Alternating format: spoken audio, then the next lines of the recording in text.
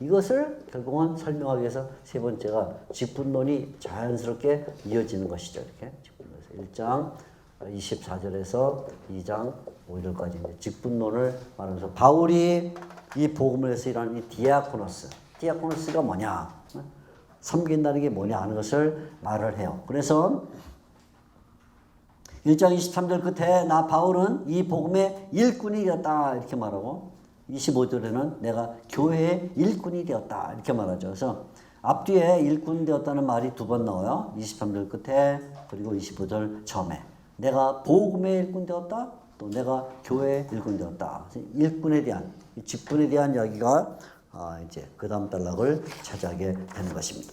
세 번째, 그래서 이 교리 가운데 세 번째는 직분에 대한 이야기. 바울의 자의식인데 직분에 대한 이야기라 이렇게 볼 수가 있습니다.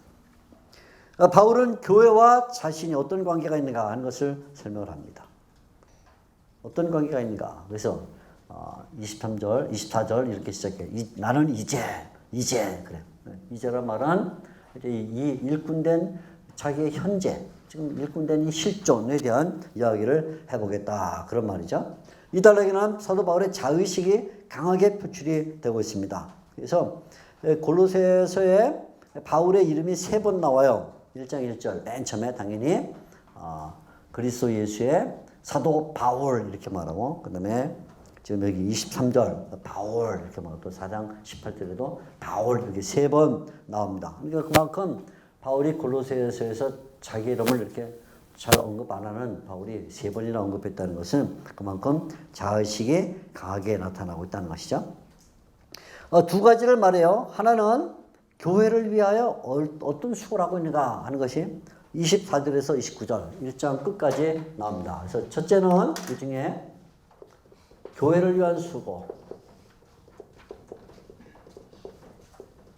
수고가 1장 25절에서 29절까지 처음에 교회를 위하여 어떤 수고를 하는가. 이 수고를 한다 하는 이 표현은 사실 29절에 이제 나오는데 나도 내 속에서 능력으로 역사하시는 이의 역사를 따라 힘을 다하여 수고하노라. 근데 그 앞에 나오는 내용이 다 그 내용을 담고 있어요. 그래서 그냥 24절에서 29절을 우리가 24절 죄송합니다. 24절에서 29절을 우리가 교회를 위한 수고 이렇게 그냥 제목을 잡아볼 수가 있겠어요. 교회를 위한 수고. 어떤 수고를 하고 있는가? 교회를 위해서 큰 고난까지 당한다. 이렇게 말합니다. 첫째는 어떤 수고를 하는가? 바울이 첫째 자기가 하는 수고에 대하여 내가 교회를 위해서 고난의 길을 간다. 이렇게 말해주고 있죠. 고난의 길을 가는 것도 당연하게 생각을 한다. 1장 24절 보면 어떤 고난의 길을 가는가? 1장 24절 나는 이제 너희를 위하여 받는 괴로움을 기뻐하고 고난이란 말입니다. 그리스도의 남은 고난을 그의 몸된 교회를 위하여 내 육체에 채우노라 이렇게 말했어요. 받는 괴로움이라 이렇게 말하죠. 사실은 이 우리말 성경은 이제 번역을 이렇게 했지만 24절에 이 헬라어 순서는 이렇게 돼. 나는 이제 기뻐하노라 이렇게 시작해요. 기뻐한다는 말이 맨 앞에 있어요. 나는 이제 기뻐하노라. 무엇을? 너를 위하여 받는 괴로움을 이렇게 말해요. 그래서 기뻐한다가 먼저 있고 그 다음에 괴로움이란 단어가 그 다음에 나옵니다. 그러니까 바울은 내가 기뻐한다라는 말로 시작을 해요. 어떤 상황에서 기뻐하느냐 하면 심지어는 고난 중에서도 기뻐한다 이렇게 말해주고 있죠. 고난 중에서 기뻐한다. 우리말 쓰면 괴로움이라 이렇게 말했는데 너무 그 심리학적인 단어죠. 그죠? 괴로움. 뭔가 술을 좀 마셔야 되는 거 아닌가. 그런 느낌을 그냥 괴로움. 그런 여기 나오는 괴로움은 이건 고난이라는 뜻입니다. 고난. 헬라어로 파테마라는 단어인데 이 파테마라는 단어는 저쪽에 말하는 내가 무슨 뭐 심정이 굉장히 뭐 힘들고 심정이 뭐 외롭고 뭐 이렇게 압박을 당해서 나 좀 이렇게 좀 음악이라도 들으면서 좀 달래야 되는 거 이런 뜻이 아니에요. 이렇게 말 파테마라는 단어는 파테마 헬라어로 쓰면 고난이라는 뜻이에요. 고난 또는 환란 이렇게 쓸 아무튼 고난 내가 고난 중에도 기뻐한다. 고난이라 괴로움이라는 번역은 뭔가 좀 너무 감정적으로 번역이 됐고요. 그냥 쉽게 말하면 고난. 내가 기뻐한다. 괴로움 중에서도, 고난 중에서도 기뻐한다. 이렇게 말하죠. 고난 중에서도 기뻐한다. 이 고난이라는 단어는 파테마, 이것은 예수님의 고난을 말할 때도 쓰이는 단어고 또 신자들의 고난을 당할 때도 쓰이는 단어예요.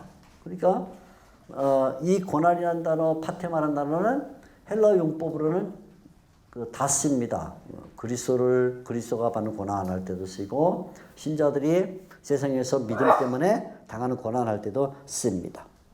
아무튼 바울은 고난이란 말을 썼을 때 복수를 썼는데 고난들 가운데서 이렇게 말했어요. 고난이 하나가 아니라 고난들 가운데서. 근데 무엇은 고난인가는 명시하지 않지만 근데 골로새서에서 쉽게 찾아보면 바울이 자기가 매여 있다 이렇게 말하니까 매여 있다. 4장 3절 또 4장 18절 이렇게 말하니까 감옥 가운데 있으면서 당하는 어떤 고난, 복음 때문에 당하는 고난 뭐 이런 것이겠죠. 당연히 그 외에는 골로새서는 이 고난에 대한 정보를 더 이상 주지 않기 때문에 상세하게 말할 수는 없지만 여러 가지 고난을 당하고 있었다. 그러나 바울은 이런 고난이라는 상황 가운데서도 기뻐했다. 그래요. 고난이라는 상황에서도 기뻐했다. 고난과 관계되는 기쁨이다. 본래 기쁨과 고난은 양립할 수 없는 것이죠. 기쁘면 기쁘고 고통이면 고통인데 기쁨과 고난을 이것을 바울이 서로 붙여놨어요. 고난들 가운데서도 기뻐한다. 이렇게 말합니다. 굉장히 역설적인 현상을 말해주고 있어요. 그러니까 사도 바울의 인생 자체가 역설적인 그런 인생이죠. 고난을 당함에도 불구하고 기뻐한다. 그리스도만이 이해할 수 있는 그런 이야기를 해주고 있어요.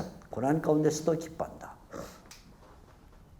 사도 바울이 고난을 당하는 중에도 기뻐하는 그 이유는 무엇인가? 왜 사도 바울은 고난을 당하면서 기뻐하는가 하면 그 고난이 자기를 위한 고난이 아니라 교회를 위한 고난이기 때문이다. 그렇게 말하는 거예요. 그래서 너희를 위하여 당하는 고난 이런 말이죠. 너희를 위하여 당하는 것. 교회를 위하여 당하는 것. 교회는 그리스도의 몸이고, 그죠? 머리가 되신 그리스도. 결국은 총체적으로 말하면 교회를 위하여 당하는 고난이란 말은 그리스도를 위하여 당하는 고난까지 다 포함하고 있어요. 너희를 위하여 당하는 고난. 교회를 위한 고난이기 때문에 결국 바울이 그것을 기뻐할 수 있다. 교회를 위한 고난이란 교회를 바로 세우고 교회를 성장시키려는 그런 고난을 가리킨다. 이렇게 볼 수 있죠. 그래서 바울이 이 교회를 위해서 힘쓸 때 그것을 조금 더 아까워하지 않는 그런 마음을 가지고 있습니다. 첫째는 기쁨 가운데 고난 중에서도 기뻐한다. 이렇게 말합니다.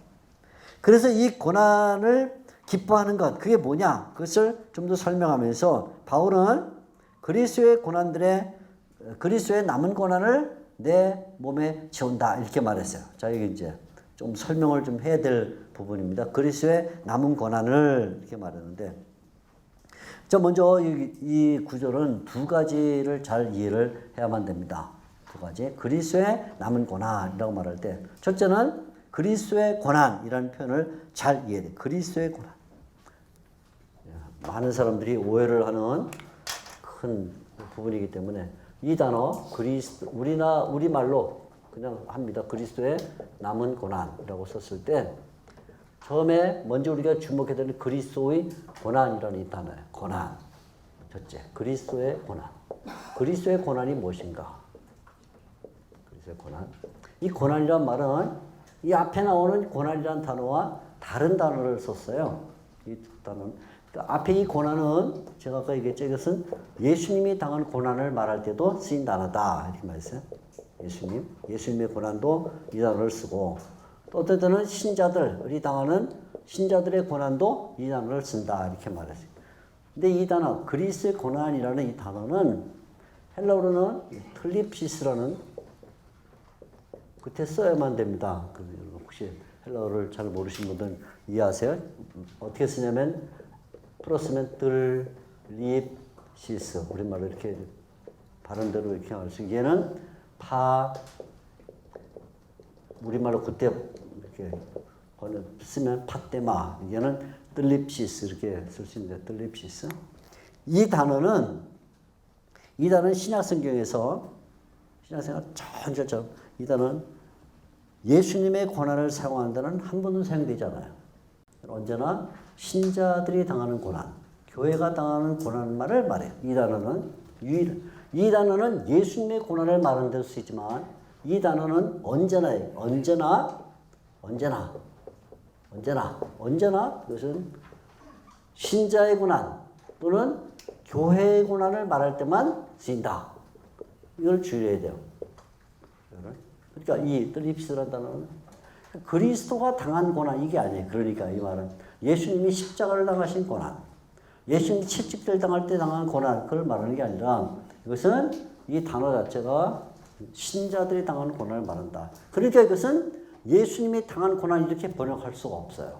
그래서 당연히 어떻게 번역이 되냐면 예수님을 위해 신자가 받는 고난, 예수님을 위해 교회가 받는 고난 이렇게 번역을 해야 당연히 맞는 거죠. 이게 그리스도를 위해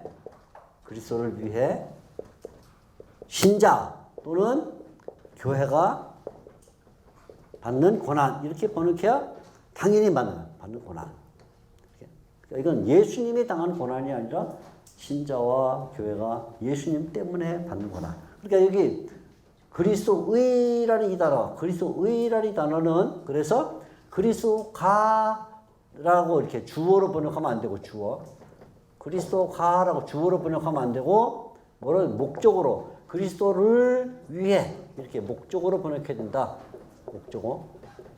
목적으로 번역하는 게 맞다 이 말이죠. 그러니까 이렇게 번역할 때 그래서 이 의라는 이 단어 자체를 주격으로 번역하면 안 되고 목적격으로 번역해야 되고 그렇기 때문에 또 드립시스란 말은 당연히 그리스도가 받는 고난이 아니라 신자들이 받는 고난이다. 그러니까 같이 번역쓰면 그리스도를 위해 가져오고 그 다음에 드립시스는 신자와 교회가 받는 고난 이런 말이죠.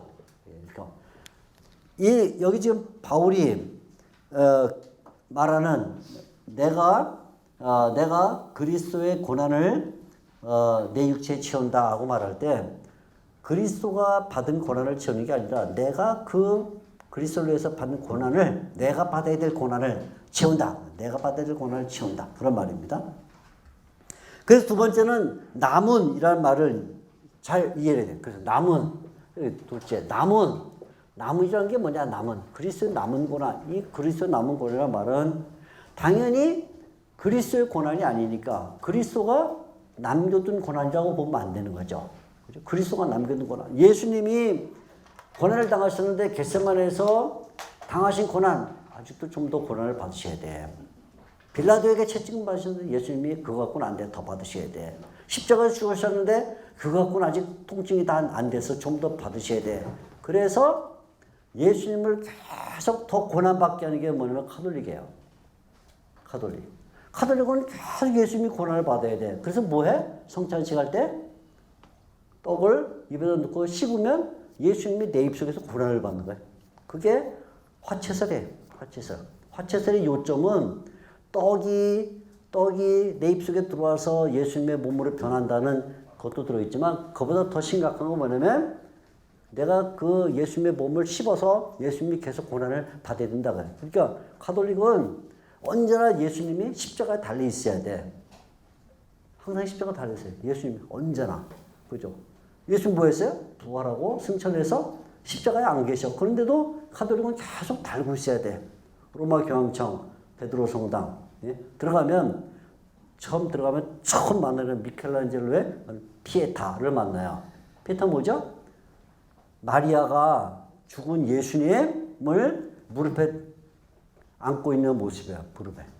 정말 마치 살아있는 마리아가 죽어있는 예수님 그 시신을 정말 얼마나 리얼하게 묘사를 했는지 정말 지금 십자가에 내려와서 있는 것처럼 보일 정도로 이렇게 리얼하게 했는데 로마 교황청의 상징이에요. 뭐냐면 예수님은 늘 죽어 있어야 된다고 말이죠. 죽어 있어야 돼. 예수님 부활하면 안 돼. 계속 우리를 위해서 고난을 받으셔야 돼. 그런데 그건 그리스도가 아직도 고난을 다 못 받았다 이런 생각 때문이야. 그러니까 카톨릭적 해석이죠. 그래서 만일 이것을 그리스도의 남은 고난이라는 이 말을 예수님이 아직도 고난을 다 못 받으셨기 때문에 아직도 더 받아야 되는데 예수님이 고난을 남겨두셨는데 그 고난을 누가 받냐? 이제 내가 받는다 그러면 아주 인간이 교만해지는 거죠. 예수님은 고난을 완성하지 못했기 때문에 내가 대신 완성해 준다. 그래서 뭐가 되는 거죠? 이단이 되는 거죠.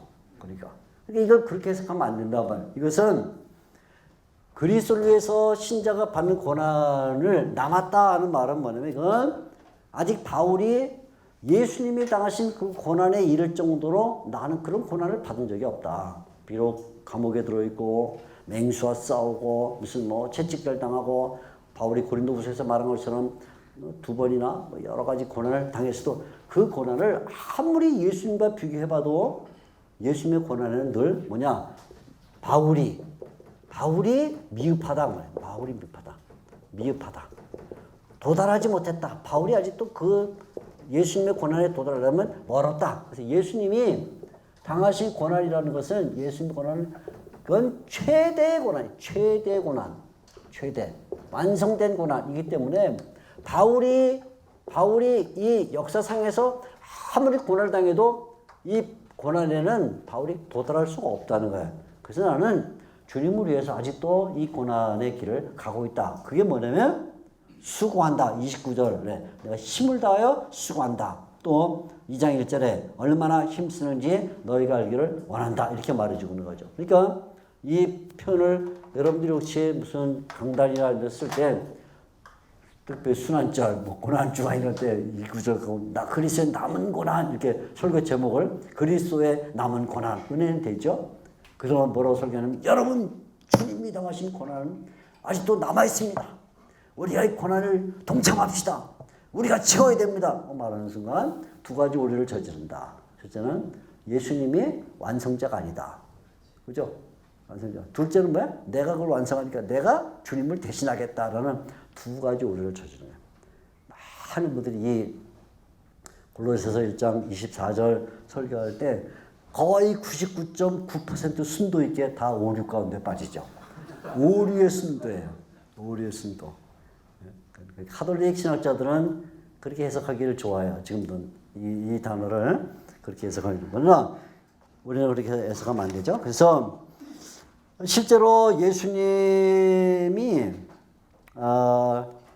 여기 바울이 예수님에 대해 말하면서 예수님은 충만이시다라는 말을 두 번을 썼어요. 1장 19절 그리고 2장 9절 두 번 썼어요. 한 번은 모든 충만이 예수님만에 거하기를 기뻐하신다. 이거 지난 시간에 배운 겁니다. 모든 충만, 그것이 만물이건 예수님의 신성이건 예수님만의 모든 충만이 거하시기를 원하니까 예수님 자신이 충만하다 그 말이에요. 둘째는 2장 9절에 예수님은 신성에 충만한 분이다 이렇게 말했어요. 이미 충만해요. 그런데 예수님이 뭐가 남은 게 있냐 말이죠. 그죠? 그러니까 1장 19절과 2장 9절에는 예수님이 충만하신 분이기 때문에 더 이상 예수님께 보충할 게 없어요. 그래서 예수님이 남겨둔 고난이라고 하면 안 되고, 그죠?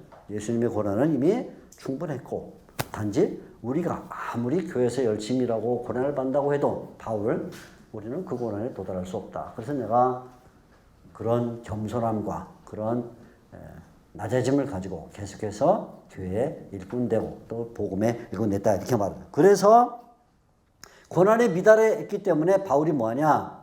복음의 일꾼과 교회 일꾼으로 일한다 그 말이죠. 23절, 25절의 그 사이에 이제 복음의 일꾼과 교회 일꾼 됐다는 그 박스를 이렇게 넣은 거예요. 그러니까 앞에 24절에 23절에는 교회 일꾼 됐다. 그래서 내가 아직 그 고난을 더 내가 받아야 된다. 그래서 나는 교회 일꾼이다 이렇게 말하는 그런 표현이 됩니다. 자, 이것을 잘 우리가 이해를 해야 되겠습니다.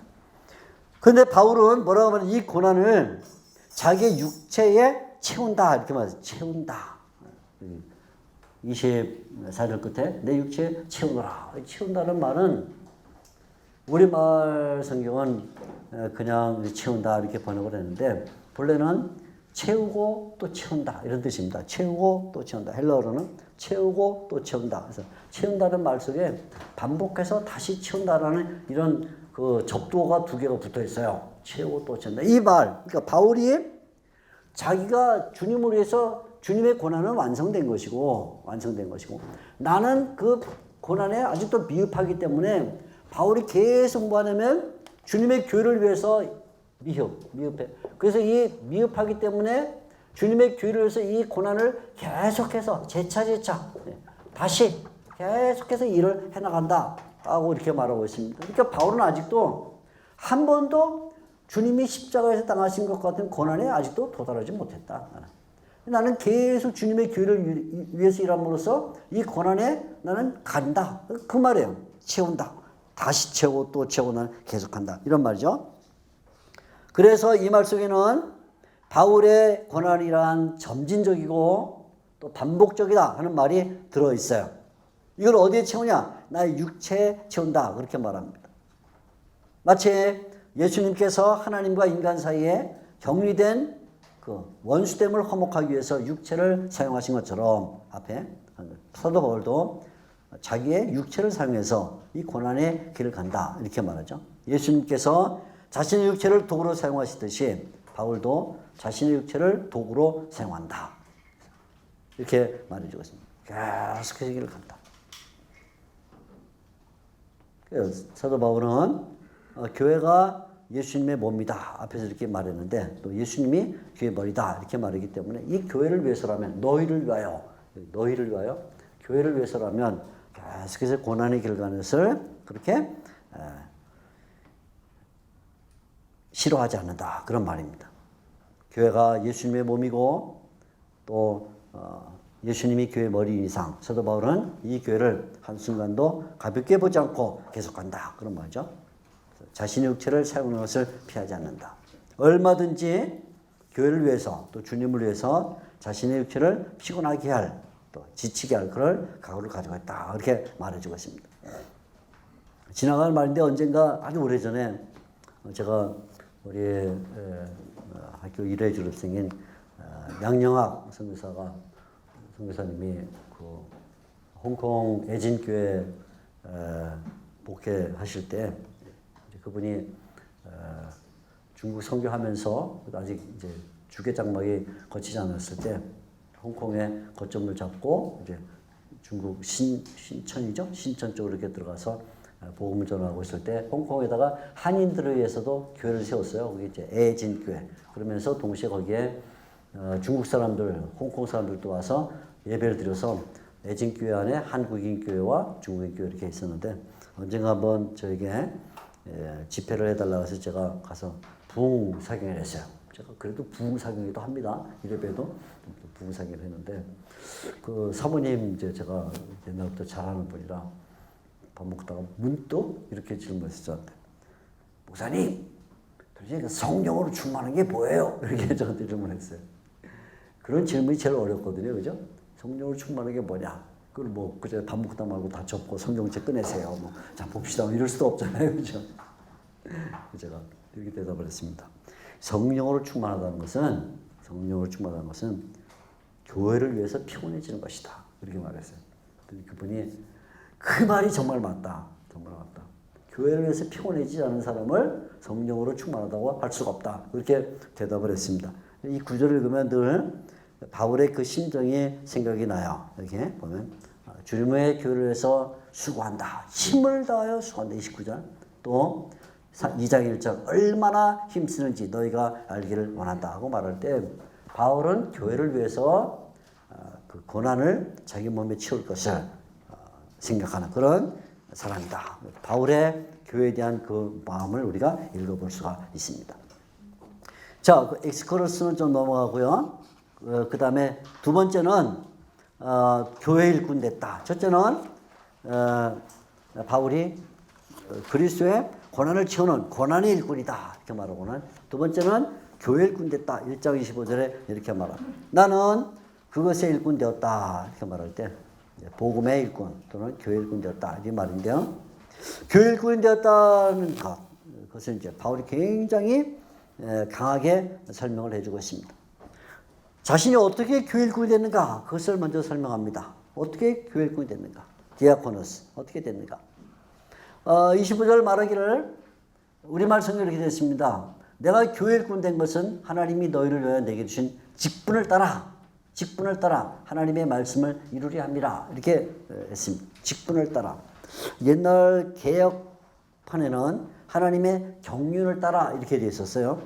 근데 개정판은 하나님의 직분을 따라 이렇게 번역했습니다. 오이코노미아라는 헬라어인데 이게 두 개가 번역이 다 가능해요.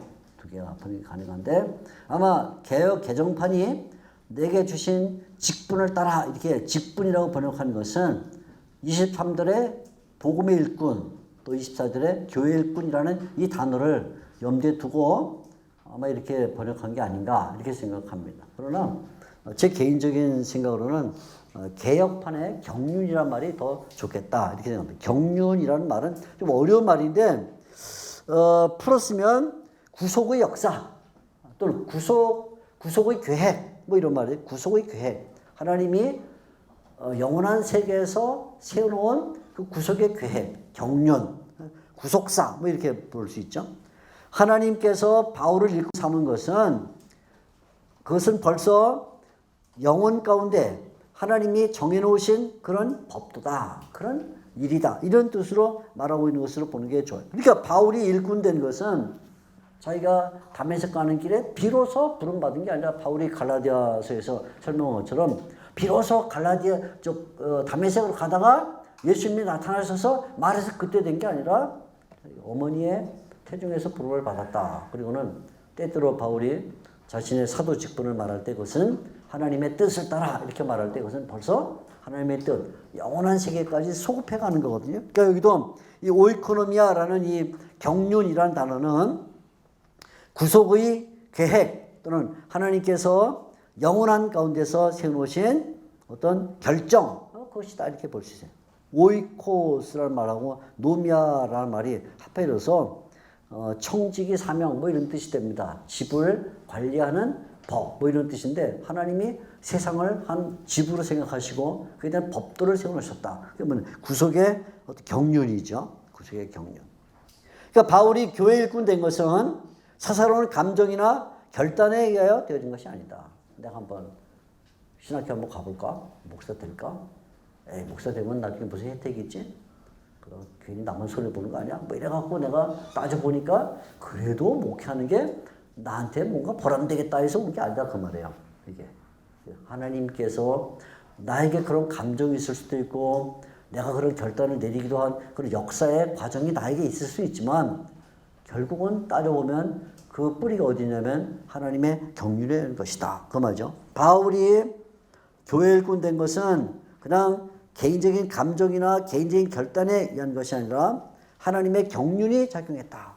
거시적인 안목으로 자기의 일꾼 된 것을 생각하면서 그것이 감동이고 그것이 감격이다. 그렇게 말해주고 있습니다. 이 경륜은 교회를 위하여 바울에게 주어진 것이다. 너희를 위하여 나에게 주어졌다. 이렇게 말해요. 너희를 위하여. 계속 바울은 뭘 생각하냐면 교회를 위한 것. 교회가 목적이에요. 교회. 항상. 교회가 목적. 교회를 위해서는 자신의 인격도 자신의 몸도 심지어는 고난받는 것도 전혀 아까지 않고 그 길을 간다. 그래서 계속 바울이 너희를 위하여 아까도 우리가 너희를 위한 고난 이렇게 말하는 너희를 위하여 이 직분이 나에게 주어졌다. 그리고 그렇기 때문에 바울의 존재는 교회가 유익하냐 안 하냐 거기에 달려있다. 그 말이죠. 교회가 유익하냐 안 하냐. 교회가 유익하면 하고 교회가 유익하지 않으면 안 하고. 바울의 모든 판단의 기준이 거기에 달려있어요. 고린도 전서나 이런 데 더욱 그렇게 나타나죠. 모든 것이 강하나 모든 것이 내게 유익한 것이 아니다 라고 말할 때 언제나 남의 양심을 묻고 교회의 유익을 묻고 교회를 세울 수 있으면 그건 하는 것이고 교회를 세울 수 없는 것이면 그건 안 하는 그런 판단의 기준이 자기에게 있지 않고 교회에 있다. 너희를 위하여 이렇게 말해요. 그래서 그 너희를 위한 것이 뭐냐면 결국은 하나님의 말씀을 이루는 것이다. 교회 일꾼으로서 해야 할 가장 중요한 사항은 뭐냐? 그것은 하나님의 말씀을 이루는 것이다. 하나님의 말씀. 교회에 하나님의 말씀이 전파되고 하나님의 말씀이 교회를 장악해서 교회에 속해있는 모든 교인들이 다 그 하나님의 말씀에 굴종하게 하는 그것이 가장 중요하다. 그 나머지 일들은 다 그 다음 차원의 것이다. 부차적이다. 나머지 것들은. 그래서 우리의 목회의 목적이 교회가 하나님의 말씀으로 충만해지느냐 여기에 목적을 둬야 되는데 그렇지 않고 하나님의 말씀은 다 뒷전이고 계속 다른 일이 더 많아지면 그것은 교회에 유익한 것이 아니다 그런 말이죠. 그래서 바울은 분명하게 자기가 일꾼된 그 내용을 세 가지로 말해줘요. 깊은 뿌리, 일꾼된 가장 깊은 뿌리는 뭐냐? 그것은 하나님의 경륜. 그죠? 둘째, 그 열매는 뭐냐? 그것은 교회를 유익하게 하는가. 그죠? 그런 과정은 뭐냐? 하나님의 말씀을 이루어가는가. 그래서 깊은 뿌리, 자신이 일꾼됐다는 깊은 가장 깊은 뿌리는 그것은 하나님의 경륜. 그 열매는 교회 유익. 그리고 그것을 이루어가기 위해서 필요한 도구와 그리고 과정은 하나님의 말씀. 이렇게 세 가지를 말해요. 교회론이죠. 그래서 교회론. 일꾼, 직분론을 말하지만 직분론 가운데 교회론이 들어있다. 이렇게 볼 수가 있습니다. 자, 바울은 그래서 이 하나님의 말씀이 뭐냐 하는 것을 더 자세하게 설명을 합니다. 그럼 하나님의 말씀이 뭐냐? 26절, 27절에 하나님의 말씀을 설명해요. 자, 26절 보면 이렇게 말합니다. 25절 끝에 하나님의 말씀을 이루려 함이라.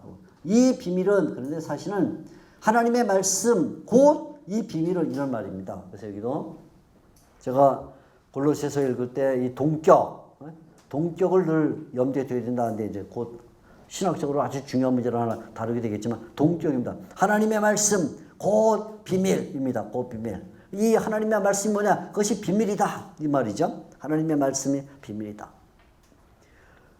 미스테리온 이런 말 썼어요. 미스테리온, 비밀. 신비라는 말보다는 비밀이라고 번역하는 게 옳습니다. 어떤 성경은 신비 이렇게 번역한 데가 있어요. 물론 헬라어가 미스테리온이 영어로는 미스터리이기 때문에 신비로 번역할 수도 있고 비밀로 번역할 수 있는데 신비라는 말보다는 비밀이라는 말이 더 맞습니다. 왜냐하면 여기 지금 만세와 만대로부터 감췄던 것이라고 말하기 때문에 감췄던 것이라는 말은 신비보다는 비밀이라는 말이 더 맞거든요. 그러니까 비밀이라고 번역하는 게 좋겠다 이렇게 생각하고 비밀이란 미스테리온 성격상 반드시 드러나야 될 때까지 감춰져 있는 것. 감춰져 있다. 그런데 언젠가는 드러날 것이다. 예수님이 숨긴 것이 드러나지 않을 것이 없다 이렇게 말했는데 숨겨 있었다라는 말과 언제가 때야 돼야만 드러난다 이런 말이 같이 들리는 것이죠. 근데 이 비밀이 지금 그의 성도들에게 나타났다 이렇게 말해요. 그러니까 여기 이 지금 그의 성도들에게 나타났다라는 말 속에 여러 가지 뜻이 들어있어요. 나타났다, 이게 수동태예요. 수동태. 그러니까 이것은 저절로 나타난 게 아니라 누군가에 의해서 나타났다. 하나님에 의한 작업이다. 그 말이죠. 둘째, 이것이 숨겨져 있었는데 감춰져 있었는데 나타났다. 그래서 감추임과 드러남의 성질의 발립이 나타나고 또 하나는 만세와 만대 감춰져 있었는데 지금 나타났다. 그래서 시간의 발립도 나타나요. 누구에게 나타나냐? 이것은 대상은 성도들이다. 그러니까 이 비밀은 성도들이 아니면 지금도 알 수가 없다. 누구에게나 다 나타난 게 아니에요. 이게 성도들에게만 나타났어요. 그러니까 아직도 시간이 지금은 복음의 시대이기 때문에 모든 사람이 이 비밀을 안다. 그건 아니에요. 자동적으로 비밀을 알 수는 없어요. 언제나 하나님께서 알려주신 그 대상들만 이 비밀을 안다. 그 말이죠. 그래서 비밀의 제한성이 여전히 있다. 비밀은 두 가지 성격을 갖고 있어요. 한편으로는 성도들에게 개방성, 동시에 불신자들에게는 여전히 비밀성, 아직도 제한이 돼 있다. 이렇게 말하죠. 하나님은 이 성도들을 향한 소원을 가지고 있습니다. 하나님께서는 이 성도들이 비밀의 영광이 얼마나 풍성한지를 알기를 그렇게 소원했습니다. 1장 27절입니다. 그래서 1장 27절 이제는 그의 성도들에게 나타났고 하나님이 그들로 하여금 이 비밀의 영광이 이방인 가운데 얼마나 풍성한지를 알게 하려 하심이라. 주님 하나님께서 이 풍성한 비밀을 알려주셨다고 말이죠.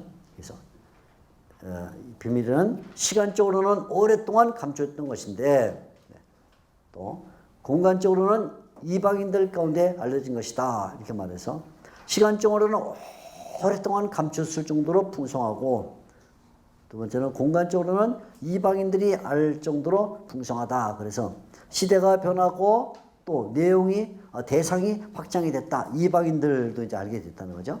게다가 이 비밀의 내용은 뭐냐? 그리스도시다. 그랬어요. 여기도 이 비밀은 그리스도시다. 27절 이렇게 말하는데 이 비밀은 너희 안에 계신 그리스도시다. 이렇게 말합니다. 그래서 내용이 뭐냐? 그래서 그리스도시다. 숫자는 시대로 말하면 만세와 만대로부터 감춰있던 것이 지금 나타난 이 시간의 변화. 또 대상으로 하면 옛날에도 소수에게는 알려졌어요. 뭐 아브라함, 다윗 등. 그렇지만 지금은 이방인 가운데 알려진 대상의 확장. 그 다음에 세 번째는 내용의 명시. 이게 그리스도시다. 옛날에는 그리스도시다라는 것이 사실이지만 그것이 많이 감춰져 있었는데 지금은 명시됐다. 그래서 시대가 변하고 내 대상이 확정이 되고 내용이 명시가 됨으로 말미암아 이것이 풍성한 것이다. 그래서 27절에 이것이 풍성한 것임을 알게 하려 하심이라 이렇게 말해요. 풍성하다. 이 비밀은 풍성한 비밀이다. 이렇게 말합니다. 예수님에 대하여는 예수님이 영광의 소망이시다. 이렇게 말해서 예수님에게만 진정한 소망이 있는 것을 우리에게 보여주죠. 이 소망은 영광으로 끌어가는 소망이기 때문에 영광의 소망이다. 이렇게 말했습니다. 그래서 이것이 이런 비밀이기 때문에 바울은 이 하나님의 말씀을 전한다 하는 거예요. 이 말씀을 전해요. 아까 앞에서는 이 말씀을 이룬다. 이 말씀을 전한다. 1장 28절에 그리스도를 전한다. 이렇게 말하죠. 여기 약간 이제 어투가 좀 바뀌었는데 28절 지금 21절부터는 죄송합니다. 24절부터는 내가 이렇게 나오다가 갑자기 28절에 우리가 이렇게 표현했어요. 한 번 그랬어요. 나머지 다시 또 내가로 다시 돌아오는데 우리가 이렇게 말하는데 아마 바울이 함께 동역하고 있는 여러 사람들을 염두에 두고 이 말을 하고 있다 이렇게 볼 수 있겠죠. 복음을 전하는 것 또는 그리스도를 전하는 것은 어떻게 전하는가? 두 가지 방식을 가지고 있다. 하나는 각 사람을 권면함으로써 전한다. 권면한다. 이 권면한다는 말은 바로 잡는다 하는 것이죠.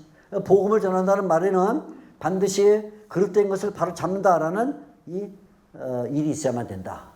죄를 지적하지 않고 복음을 전할 수 없다 하는 말이고요. 두 번째는 각 사람을 가르침으로써 가르침. 하나는 권면, 하나는 교훈인데 가르친다는 말은 새로운 사실을 알려주는 것이다. 그러니까 복음을 전한다는 말 속에는 늘 두 가지 방식이 동행해야 된다. 하나는 권면이라는 말 속에는 날카로운 지적과 책망 그리고 죄를 바로잡는 것이 필요하고 가르침이라는 말 속에는 새로운 사실, 이 비밀을 낱낱이 알려주는 것이 필요하다. 그런 말이죠. 그런데 이 권면과 교훈은 모든 지혜로 시행되어야 된다. 이렇게 말해주고 있습니다. 모든 지혜로 행하라. 사도 바울이 이 모든 지혜란 말은 앞에서도 이미 얘기를 했어요. 하나님의 뜻을 아는 데는 모든 지혜가 필요하다. 그런데 이 모든 지혜란 말 속에는 일반적인 지식과 그죠? 또 영적인 지식이 다 포함된 그런 것이 필요하다. 모든 지혜라고 말함으로써 항상 영적인 것만 가지고 하는 게 아니라 어떨 때로는 상식, 어떤 역사 아니면 그 외에도 다양한 과학 지식 뭐 이런 것도 다 동원해서 이런 인간의 죄악과 인간의 죄악에 대한 권면과 그리고 그리스도에 대한 교훈이 이루어져야 된다. 그렇게 말해주고 있습니다. 바울은 그리스도를 전파하는 목적을 설명합니다. 뭐라고 말하냐면 각 사람을 그리스도 안에서 완전하게 세우고자 합니다. 이렇게 말했어요. 1장 28절에는 1장 22절에는 예수님의 죽음을 통해서 사람을 거룩하고 흠없고 책망할 것이 없게 세우고자 하셨다 이렇게 말했는데 이번에는 완전하게 세우고자 하셨다.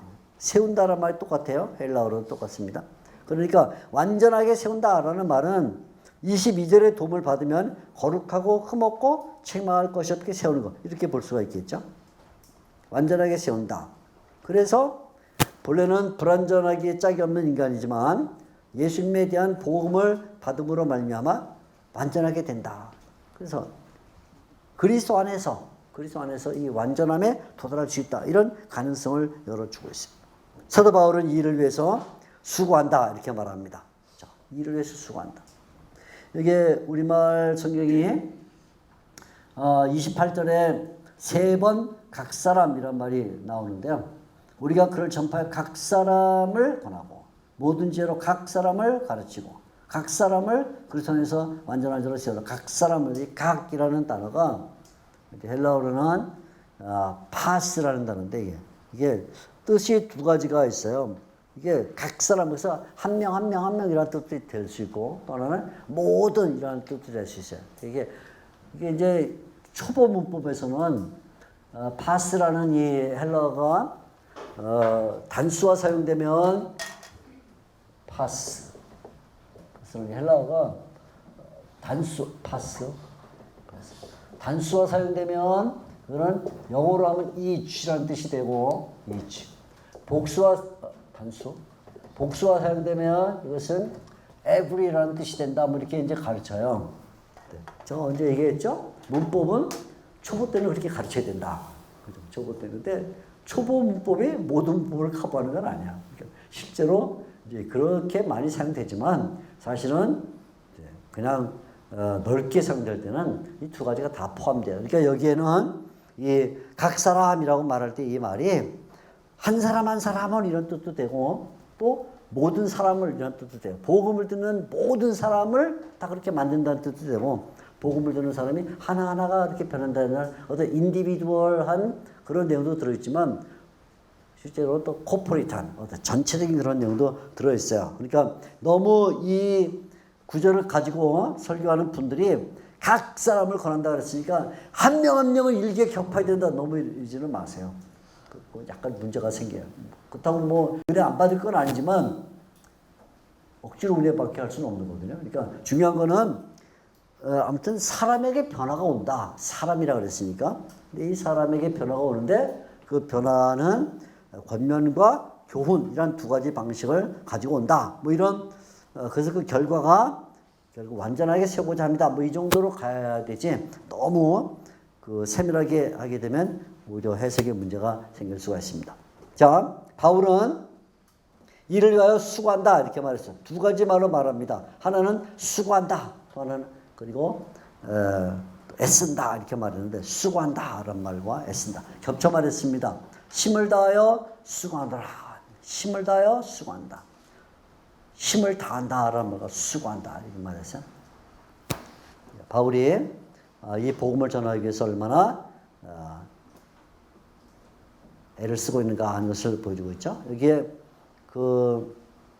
수고한다라는 말은 실제로 힘을 많이 쓴다는 뜻이고 또 그다음에 애쓴다 하는 이 헬라어는 본래는 이제 운동 선수 지금 뭐 우리가 월드컵 시즌이니까 월드컵 선수들이 정말 온 힘을 다해서 뛰는 것 같은 운동장에서 쓸쓸할 수는 없잖아요. 하는 것처럼 하는 그런 운동 선수의 분투 굉장히 막 힘써하는 것 또는 군인이 전투할 때 총알이 빗발듯이 날아올 때 그냥 뭐 노래 부르면서 기타 치면서 할 수는 없잖아요. 그것처럼 그런 개념입니다. 운동선수와 하나는 군인의 모습입니다. 그래서 이 아고니조라는 동사는 아주 정말 격렬한 그런 노력, 또 격렬한 심정을 표현하는 말입니다. 그러니까 바울이 내가 이 역사를 이 일을 위하여 힘을 다하여 수고하더라 할 때는 바울은 그냥 놀며 쉬며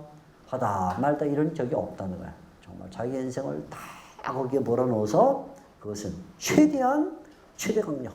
마치 비행기가 이륙할 때 엔진에 모든 힘을 넣는 것처럼 항상 이륙하는 듯한 마음으로 살았다. 그런 말이죠. 아고니죠. 그래서 내가 운동선수가 경기장에서 온 힘을 다해서 운동하듯이 군인이 전쟁터에서 자기의 목숨을 다 들여서 한 것처럼 그렇게 했다. 그런 뜻입니다. 두 번째 단락 우리 잠깐 쉬고 계속해서 하도록 하겠습니다.